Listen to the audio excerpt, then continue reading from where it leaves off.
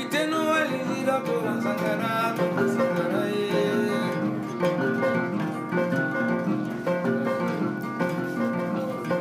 Capitaine Noël Isidore Thomas Sankara, Noël Isidore Thomas Sankara, Noël Isidore Thomas Sankara, Noël Isidore, Capitaine Noël Isidore Thomas Sankara, Thomas Sankara,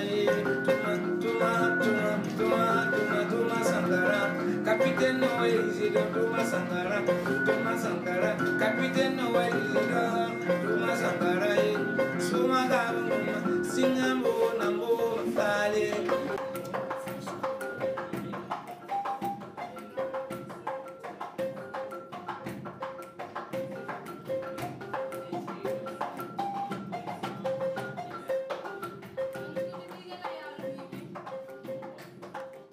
Bon, bonjour. Que je me mette au moins, c'est un peu. Alors, Hugo Chavez. Bon, Hugo Chavez vient de partir. Mais pour nous, il n'est pas parti. Il reste immortel. Je suis un des fans de Hugo Chavez. Je l'ai toujours apprécié pour la politique qu'il mène dans son pays. Aujourd'hui, nous sommes très heureux d'accueillir des artistes burkinabés très engagés dans le rapprochement entre les peuples africains et latino-américains. Et cette séance sera filmée et enregistrée. Donc, elle passera donc sur les antennes de Radio Campus. Donc, nous sommes ici à l'université. Nous sommes très heureux de vous accueillir donc dans les enceintes donc, du département de communication et journalisme dont je suis le chef de département. Et bonne séance de travail et bonne lecture de la lettre d'Hugo Chavez donc, à l'Afrique. Merci. Frères et sœurs, recevez mon plus fervent salut bolivarien, unitaire et solidaire, avec toute ma joie et toute mon espérance pour le déroulement de ce 3e sommet tant attendu des chefs d'État et de gouvernement d'Amérique du Sud et d'Afrique. Je regrette vraiment, du plus profond de mon être, de ne pouvoir être présent physiquement parmi vous pour vous réitérer par une sincère accolade mon irrévocable engagement en faveur de l'unité de nos peuples. Je l'ai dit du plus profond de ma conscience, l'Amérique du Sud et l'Afrique sont un même peuple. On réussit seulement à comprendre la profondeur de la réalité sociale et politique de notre continent, dans les entrailles de l'immense territoire africain où, j'en suis sûr, l'humanité a pris naissance. De lui proviennent les codes et les éléments qui composent le syncrétisme culturel, musical et religieux de notre Amérique, créant une unité non seulement raciale entre nos peuples, mais aussi spirituelle.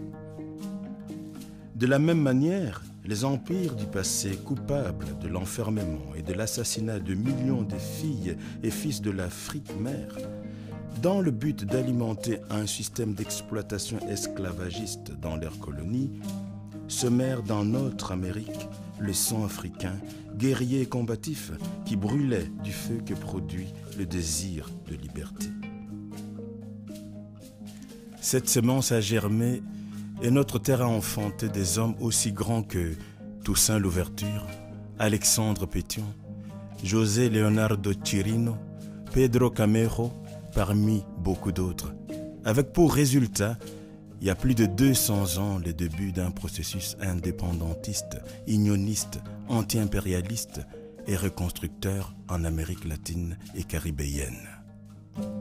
Ensuite, au XXe siècle, vinrent les luttes de l'Afrique pour la liberté, ses indépendances contre ces nouvelles menaces néocoloniales, Patrice Lumumba, Amilcar Cabral, pour n'en citer que quelques-uns.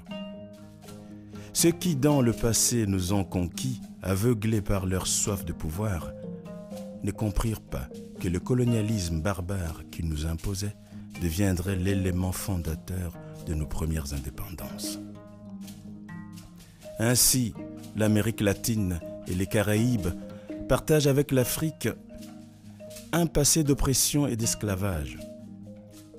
Aujourd'hui, plus que jamais, nous sommes fils de nos libérateurs et de leurs hauts faits, nous devons dire avec force et conviction que nous unit aussi un présent de lutte indispensable pour la liberté et l'indépendance définitive de nos nations. C'est sur nos continents que l'on trouve les ressources naturelles, politiques et historiques suffisantes, nécessaires pour sauver la planète du chaos où elle a été conduite. Faisons que le sacrifice indépendantiste de nos ancêtres, qui nous offre les jours d'aujourd'hui, serve à unifier nos capacités pour transformer nos nations en un authentique pôle de pouvoir qui, pour le dire avec le père libérateur Simon Bolivar, soit plus grand par sa liberté et sa gloire que par son extension et ses richesses. Les paroles de cet immense général uruguayen José Gervasio Artigas résonnent toujours dans mon âme et dans ma conscience. Nous ne pouvons rien attendre si ce n'est de nous-mêmes. Cette pensée si profonde renferme une grande vérité que nous devons assumer, j'en suis absolument convaincu. Notre coopération Sud-Sud doit être un lien de travail authentique et permanent qui doit tourner toutes ses stratégies et ses plans de développement soutenables vers le Sud, vers nos peuples. Quoiqu'en aucune manière nous ne nions nos relations souveraines avec les puissances occidentales, nous devons nous rappeler que ce ne sont pas elles qui sont la source de la solution totale et définitive pour l'ensemble des problèmes de nos pays. Loin de l'être, quelques-unes d'entre elles appliquent une politique néocoloniale qui menace la stabilité que nous avons commencé à renforcer sur nos continents. Je regrette avec beaucoup de douleur et de peine que tout notre travail commencé formellement depuis 2006 ait été interrompu par les forces impérialistes qui prétendent encore dominer le monde. Ce n'est pas un hasard, je le dis et je l'assume pleinement, que depuis le sommet de Margarita, le continent africain ait été victime de multiples interventions et de multiples attaques de la part des puissances occidentales. Les nombreux bombardements et invasions impériaux empêchant toute possibilité de solution politique et pacifique aux conflits internes qui ont commencé dans diverses nations d'Afrique ont eu comme objectifs principaux de freiner le processus de consolidation de l'unité des peuples africains et en conséquence de miner le progrès de l'union de ces États avec le peuple latino-américain et caribéen. La stratégie néocoloniale a été, depuis le début du XIXe siècle, de diviser les nations les plus vulnérables du monde pour les soumettre à des rapports de dépendance esclavagistes. C'est pour cela que le Venezuela s'est opposé radicalement et depuis le début à l'intervention militaire étrangère en Libye, et c'est pour le même motif que le Venezuela réitère aujourd'hui son rejet le plus absolu de toute activité d'ingérence de l'OTAN. Face à la menace extra-régionale pour empêcher l'avance et l'approfondissement de notre coopération Sud-Sud, je le dis avec Bolivar dans sa lettre de Jamaïque de 1815, union, union, union, cela doit être notre plus importante consigne. Dans le secteur de la communication, nous proposons depuis le Venezuela que cet effort que nous avons réussi à mettre en place ensemble dans différents pays de l'Amérique du Sud, Télésur s'articule avec l'Afrique afin qu'il puisse accomplir depuis ses latitudes sa principale fonction, relier les peuples du monde entre eux et leur apporter la vérité et la réalité de nos pays.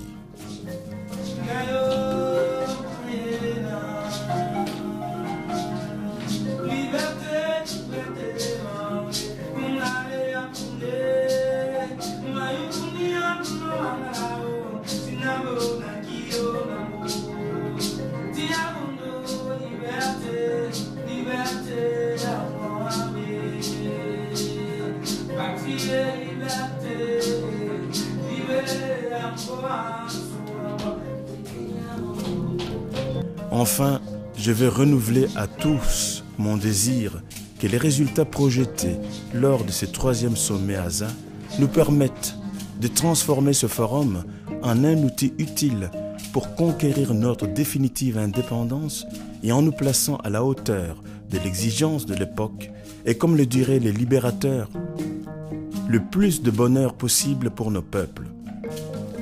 Je suis un convaincu, simple et obstiné. Nous réussirons à mener à bien cette cause transmise depuis des siècles par nos libérateurs et martyrs, ces millions de femmes et d'hommes présentés en sacrifice pour notre pleine et absolue liberté.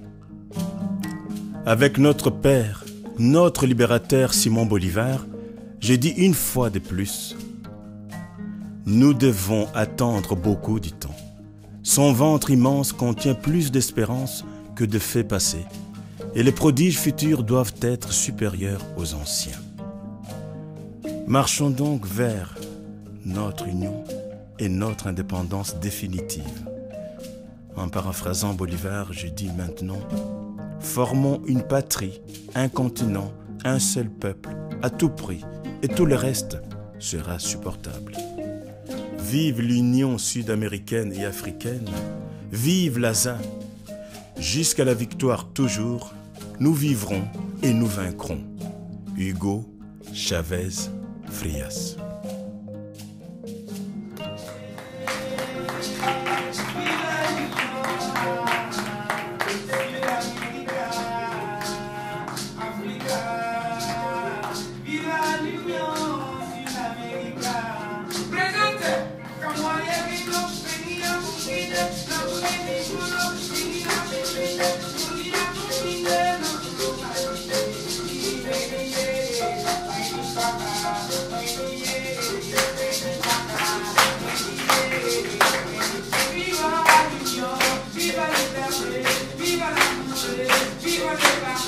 Viva